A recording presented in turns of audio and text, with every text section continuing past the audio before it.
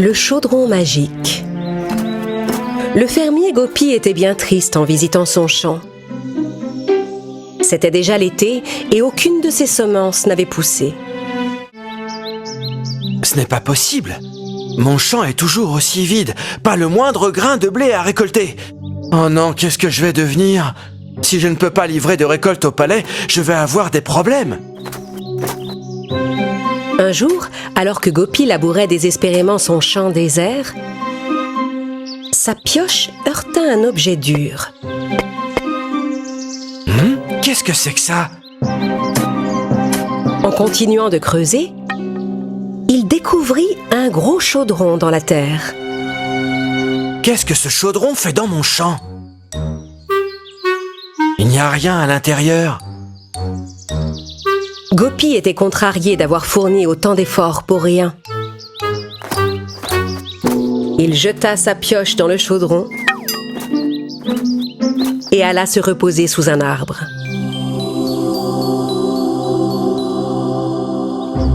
Après une petite sieste, il voulut reprendre sa pioche pour rentrer chez lui.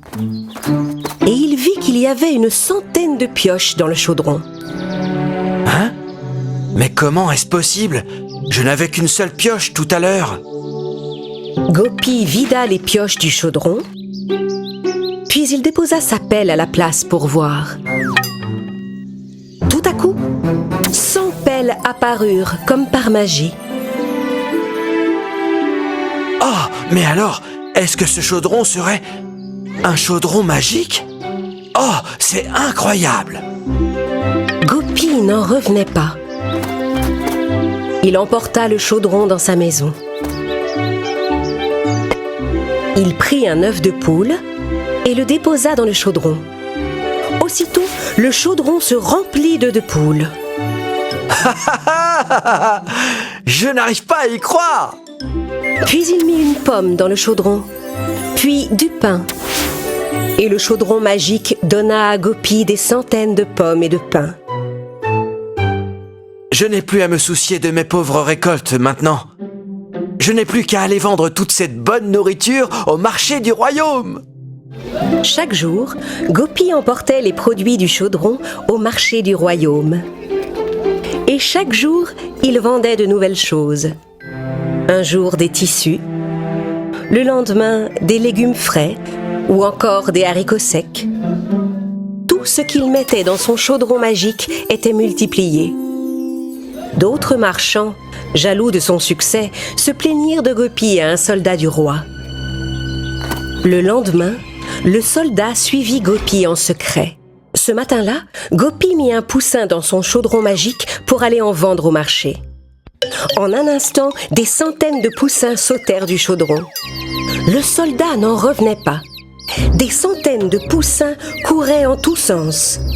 Et l'un d'eux retomba dans le chaudron, donnant naissance à une autre centaine de poussins. Il y en avait partout, sur Gopi, sous les meubles et même dans son assiette. Le soldat alla immédiatement raconter au roi ce qu'il avait vu. Le roi ordonna qu'on lui amène sur le champ le fermier et son chaudron. Gopi se présenta devant le roi et celui-ci décida de lui confisquer son chaudron. Le pauvre Gopi était très contrarié. Laissez-moi regarder de plus près ce merveilleux chaudron magique qui va pouvoir multiplier mes richesses. Le roi s'approcha du chaudron magique et se pencha au-dessus. Majesté, attention, soyez prudent. Mais le roi perdit l'équilibre et tomba tout droit dans le chaudron magique. Non! Le roi est tombé dans le chaudron, c'est une catastrophe! En quelques minutes, 100 nouveaux rois s'étaient déjà créés. Les soldats ne savaient plus à qui ils devaient obéir. Les rois se battaient pour le trône, chacun prétendant être le vrai souverain. Je suis le seul vrai roi. Non, c'est moi. Je suis le vrai roi. Non, c'est faux. C'est moi le vrai roi. Assez. Le vrai roi, c'est moi. Quand Gopi comprit le danger que le chaudron magique pouvait représenter, il se glissa hors du palais en emportant le chaudron avec lui.